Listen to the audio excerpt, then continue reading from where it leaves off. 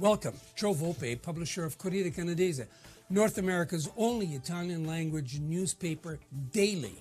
And here on behalf of Go Live TV and Corcan Media Group with the comment of the day. As you can see behind me, it's the House of Commons, now closed in a new environment where they're talking about the issues of the day. And the issue of the day is a really serious one. It has to do everything with proper process, rule of law, and corruption. So, it was a cold day yesterday for Canada's innocence and Trudeau's government.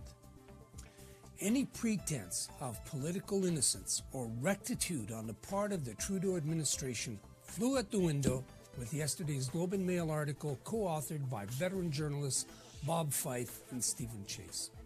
They raised issues of a relationship between engineering giant SNC-Lavalin, a multi-billion-dollar firm, and the operations of the federal government and the current party in power.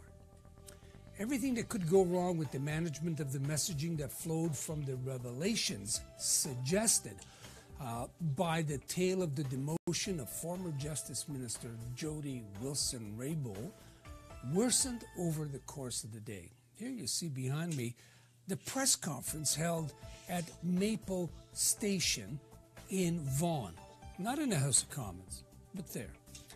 Now, essentially, if one can use this term in a truly complex Byzantine case, SNC-Lavalin had been seeking preferential treatment in the resolution of some outstanding charges of corruption.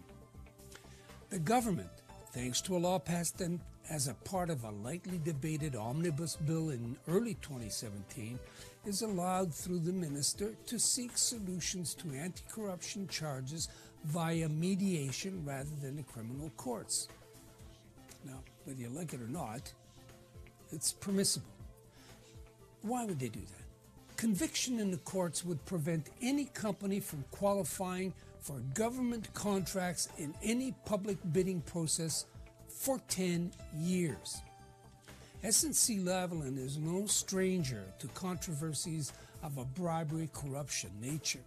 In the last decade alone, it has been implicated in questionable projects in Bangladesh, Libya, and Montreal. Bangladesh ranks amongst the most corrupt countries on the corruption index worldwide. Libya is a failed state, and Montreal. In its defense, SNC-Lavalin has variously said, and here I paraphrase, it's the way business is done internationally.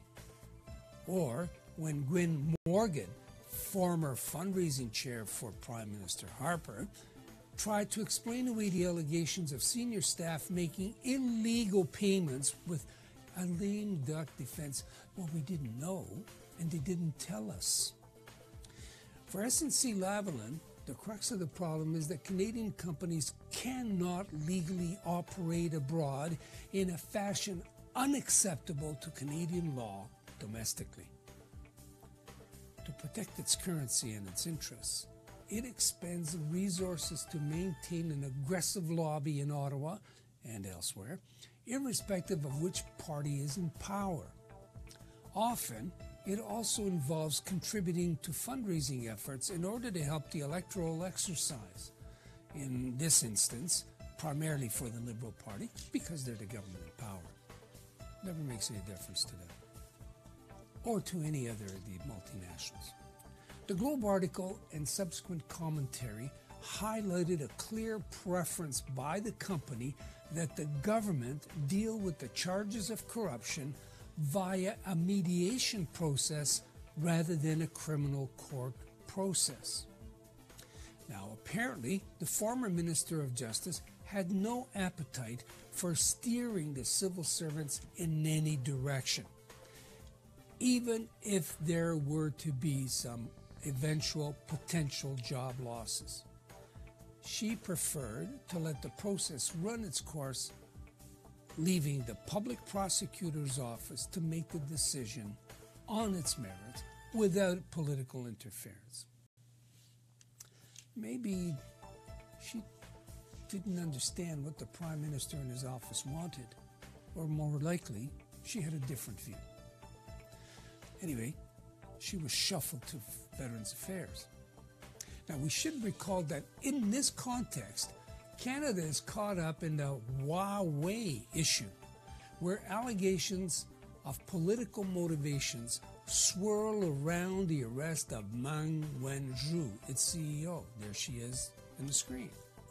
The USA had asked Canada to arrest and detain her on the same principle that companies have to do outside of Canada what they do in Canada, on the strength of allegations that she broke American laws and that Canada was duty-bound to hold her until the U.S. could file charges.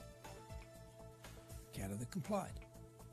A Chinese reporter at that same press conference I showed you a moment ago, held in the Netherlands of Maple in Vaughan, Ontario, asked the obvious question: has the principle of the rule of law been breached, or does it apply only when it suits Trudeau?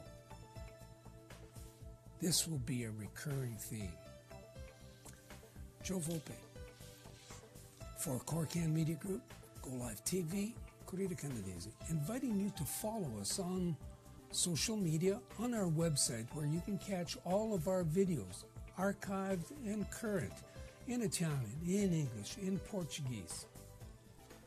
Until next time, thank you for following us.